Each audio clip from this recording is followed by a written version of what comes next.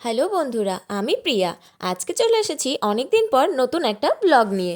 আমার শ্বশুরবাড়ি থেকে 1 ঘন্টা ডিস্টেন্সে এত ভালো একটা মন্দির রয়েছে আমি তো জানতামই না। তাই আজকে আমরা এসেছি কানকিধাম মন্দিরে পুজো দিতে। আর এই কানকিধাম মন্দির কোথায় রয়েছে সেটা জানতে চাও তো? সব বলবো এই ভ্লগের মাধ্যমে। উত্তর দিনাজপুর জেলার কানকিতে অবস্থিত এই কানকিধাম মন্দির। মন্দিরে ঢোকার সামনেই রয়েছে এক বিশাল বড় গেট, যেন মনে হচ্ছে রাজস্থানে চলে এসেছি। তারপরে আমরা নিয়ে নিয়েছিলাম ঠাকুরের ভোগ। প্রথমেই আমরা নিয়ম রীতি মেনে নারকেল ফাটিয়ে গণেশ ঠাকুরকে পুজো দিয়ে আমরা চলে গিয়েছিলাম রামদেব বাবার মন্দিরে। সেখানে ভোগ চড়িয়ে প্রণাম করে ঠাকুরের চারপাশে 4বার ঘুরে নিজের মনোকামনা সুতো বেঁধে দিলাম।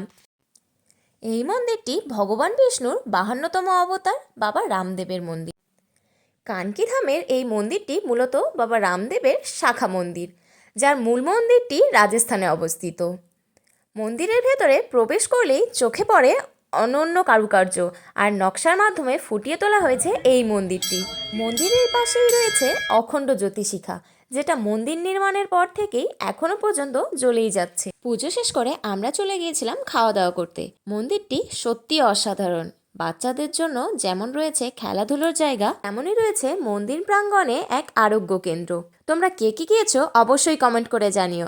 আজ এই পর্যন্তই, দেখা হচ্ছে নেক্সট কোনো ব্লগে। টাটা।